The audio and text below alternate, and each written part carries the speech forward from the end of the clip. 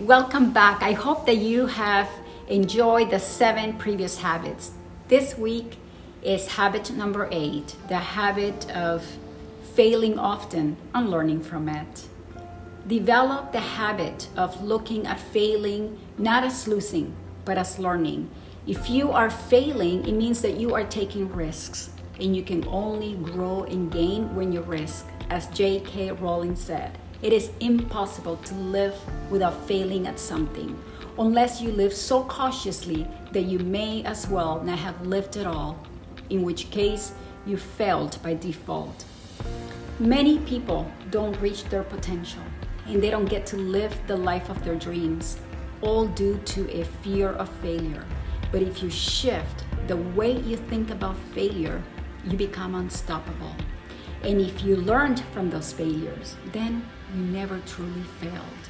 Thomas Edison was a great example of looking at failure as another chance to start again, to learn more, do better. When Edison was interviewed, he was asked what it felt like to have failed 1,000 times when creating the light bulb. And he responded, "I didn't fail 1,000 times. The light bulb was an invention that took me 1,000 steps." And that's the attitude that successful people have. They look at their failures as steps to achieving their dreams.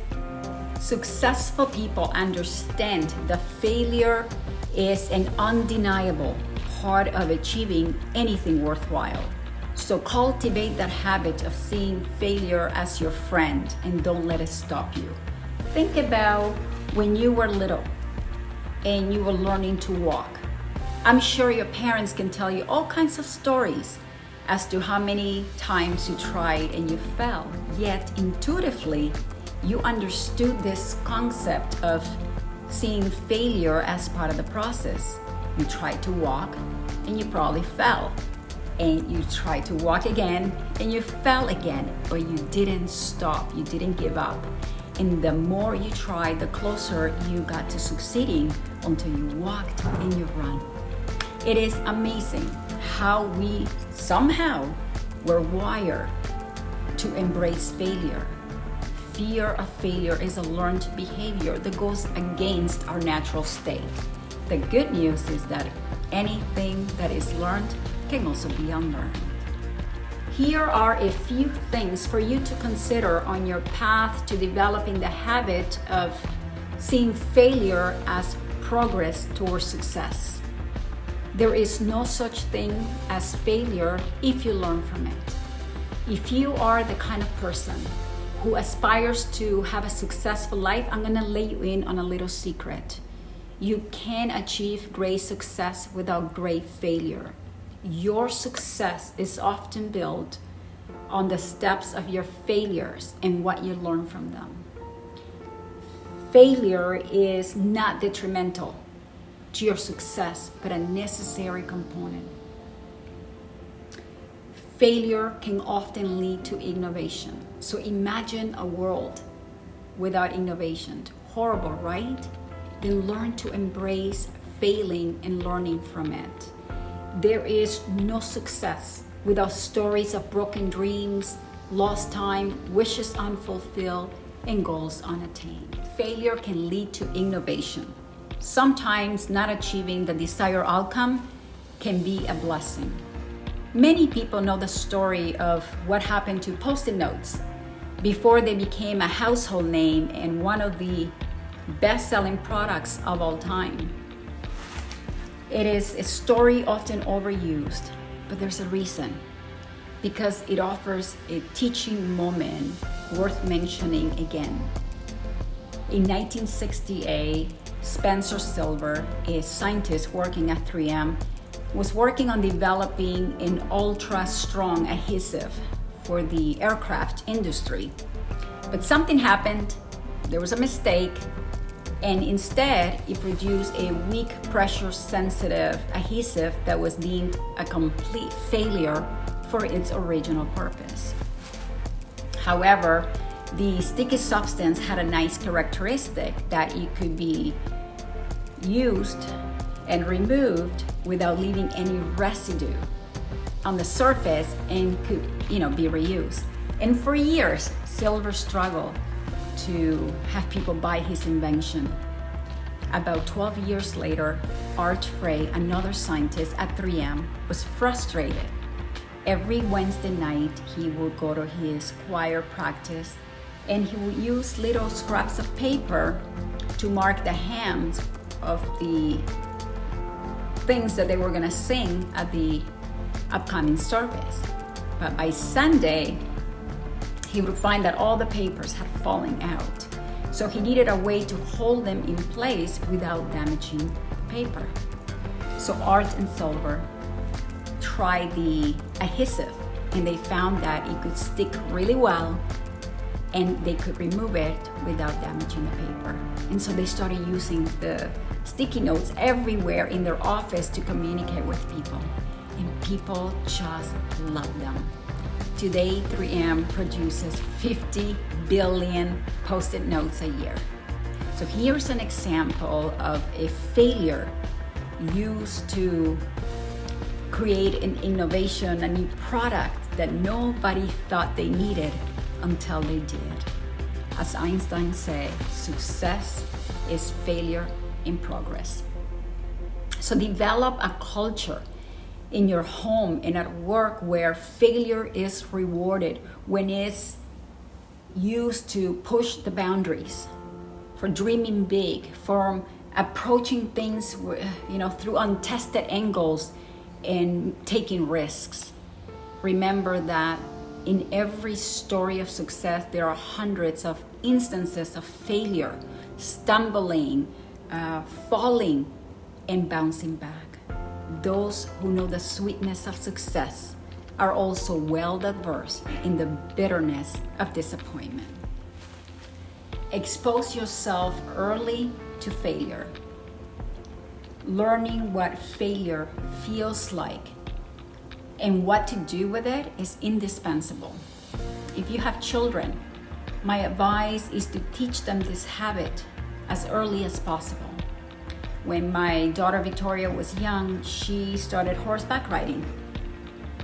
And very quickly, the instructors noticed that she had a natural talent and a love for the sport.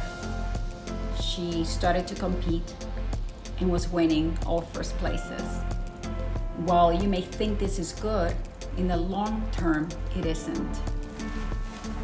As happy as I was for her, I explained to her that winning is not an every event thing. That sometimes we take a ribbon home and sometimes someone else gets to take the ribbon home. So rather than seeing, winning as an every event thing, is a process, is a discipline that prepares you to win at life. When you don't win a ribbon, you still win, I said to her. You win lessons, humility, resilience, determination to do better the next time. You get to become a better writer by improving your technique and your craft. In fact, I am a strong believer that experiencing failure before any wins can have a greater impact on the long-term success for a person than the other way around.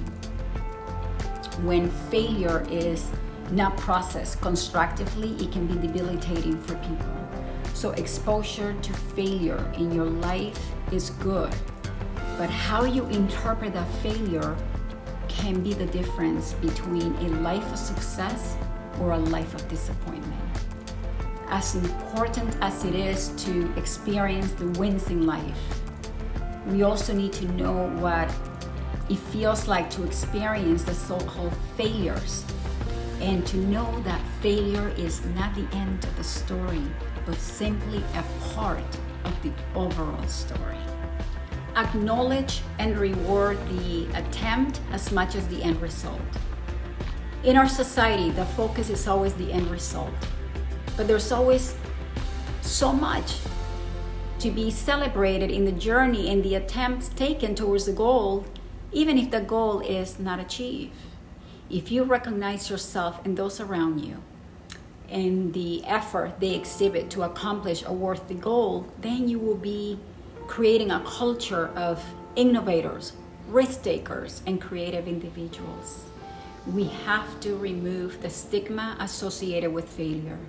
When people know they are being recognized, not just for the end result, but the progress and the initiative, they will go a lot further because they'll know that they are not being penalized in those instances where the goal is not achieved.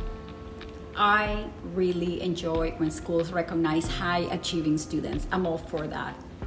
But I also admire when they recognize students who have exhibited the most improvement. Because life is not just about hitting a target, it's also about the progress that eventually leads to hitting that target. Failing is a side effect of growth. For many companies, if they're not failing at something, it means that they are dying. They are becoming obsolete. If they are not failing, it means they're not growing or innovating enough. It's that simple. They understand that risking is growing. You only lose the shots that you don't take, as the saying goes. So reward the shots that are taken that for whatever reason didn't work. What is important is that they took that leap of faith and took the shot. Companies like Google, they recognize employees for their successes, but also for their failures.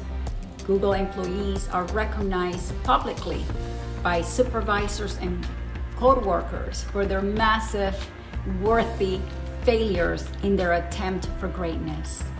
Google, a company based solely on innovation, cannot have employees who have a fear of failure because that is the number one threat to progress.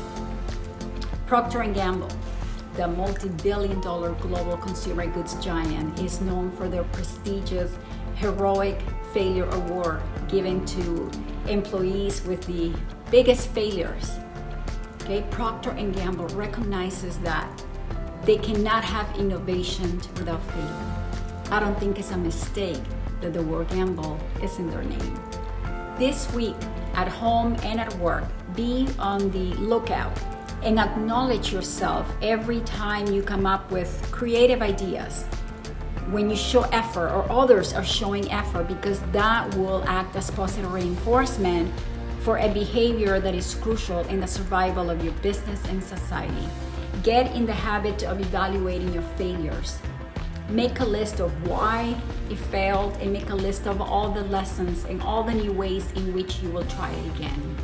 By making an inventory of your lessons, you will realize that it was not a failure after all. And that process will help you lose the fear of failure, because it will become clear that despite not achieving the desired outcome, you didn't come out empty-handed, and that is a win. Thank you for connecting with me and spending this time together. If you've missed any of the previous habits, the links are on the show notes of this video, or you can simply search on YouTube for Waleuska's Top 10 Habits for Successful Life. And stay tuned for next week's video with habit number 9, the habit of being a lifelong learner. I will see you then.